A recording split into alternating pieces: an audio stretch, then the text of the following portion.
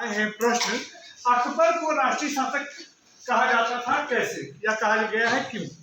तो ये जो प्रश्न है, हमने जितने भी एग्जाम दिए हैं जेपीएससी, बीपीएससी, यूपीएससी, तो तमाम एग्जामों के लिए, मुख्य परीक्षा के लिए ये बहुत ही इम्पोर्टेंट प्रश्न रहता था। और खास करके इसको समझने के लिए ये जो वर्ड है राष्ट्रीय शासक, राष्ट्र, तो राष्ट्रीय का जो उत्पत्ति हुआ है, एक तरह से जब ये अकबर था तभी ये बात कोई समझता ही नहीं था कि राष्ट्र क्या होता है। तो जब यूरोपीय देशों में अपने देश के प्रति राष्ट्रीय भावना प्यार जागृत हुई, फ्रांस में, सभी इसमें, तो वहां से ये राष्ट्रीय वर्ड आया और यूरोपियनों ने यहाँ के इतिहास को पढ़ा, जाना, समझा और तब जो जाके ये वर्ड आई कि क्या अकबर एक राष्ट्रीय शासक था। उन्होंने प्रश्न पूछा कि क्या एक अकबर जो है को देश का शासक कहा जा सकता है, तो अगर कहा जा सकता है तो कैसे। तो सबसे पहले हम लोग आइए देखते हैं कि अकबर जो था वो मुस्लिम था। अकबर क्या था? मुस्लिम था और समूचे भारत पे वो शासन करता था। उसके जो दादाजी थे, अकबर के जो दादाजी थे बाबर, जिंदगी में वो क्या किए? युद्ध ही करते रहे। अफगानिस्तान से, काबुल कंधार से युद्ध करके किसी तरह भारत आए, उन्होंने लगातार युद्ध किया, युद्ध करते करते बेचारे ये संसार को भोग नहीं पाए। युद्ध में विजयी होते हुए भी वे एक राजा के तौर पे यहाँ पर स्थापित नहीं हो पाए। बाबर ने यद्यपि मुगल वंश की स्थापना की, लेकिन बाबर कभी भी भारत पे शासन नहीं कर सका। वो युद्ध करते रहा और करते करते ही बेचारा मर गया। और उसके बाद जब आता है उनका पुत्र हुमायूं, वो भी युद्ध किया। वो किस्मत से लड़खड़ाते रहा, जिंदगी में लड़खड़ाते रहा और ऐसा नौबत आया कि उसको शेर खान रवानी ने हरा दिया, शेर खान ने। और उसके बाद वो बेचारा फिर पलायन किया, 15 साल बाद वापस आया भारत में, जीता। तो जब उसको जीतने के बाद वो शासक बन सकता और अच्छी जिंदगी को जी सकता, तब तक बेचारा लाइब्रेरी से पढ़ते पढ़ते गिर के वो भी मर गया।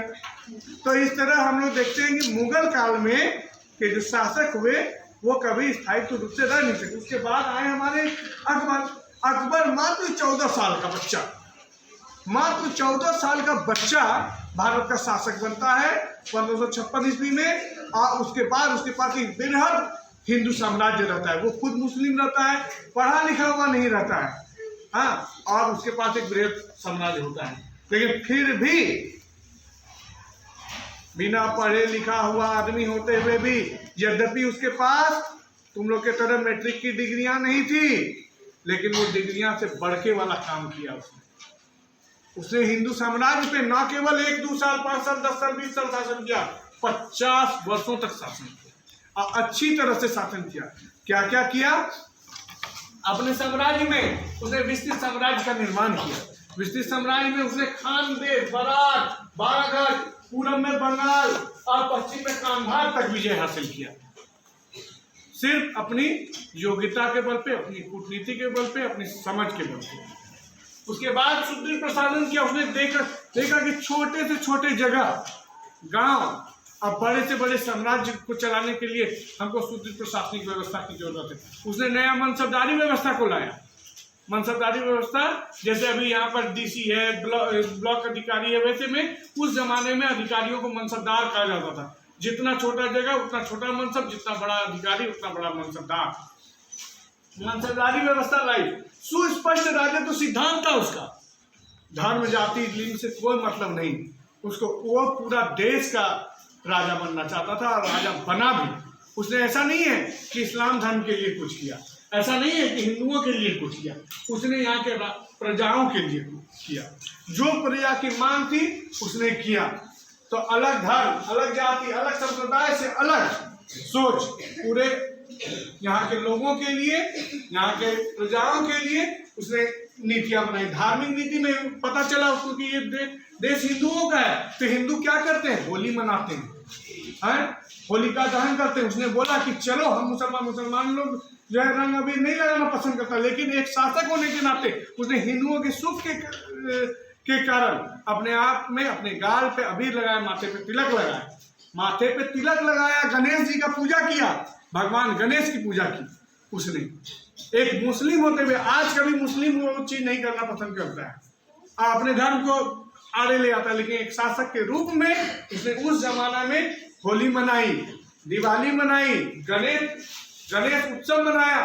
अब भारतीयों के लिए तीर्थ यात्रा का जो अभी वैष्णो देवी अमरनाथ यात्रा इधर उधर जाते हैं, पहले टैक्स लगता था, उस टैक्स को हटा दिया। मुसलमानों से हिंदुओं की रक्षा करने के लिए जजिया कर लगाया जाता था, जजिया कर को समाप्त किया। इस तरह उसने हिंदुओं को दिल जीत लिया। भारत में सबसे ज्यादा बड़े लड़ाकू लोग थे राजपूत। बाबर से राणा सांगा की युद्ध भी उसने बोला कि हमें कौन चुनौती दे सकता है, तो राजपूत चुनौती दे सकता है। राजपूत को क्या चाहिए, बोला इज्जत का के लिए मरता है। दो इसको इज्जत में कोई पैसा नहीं लगता है।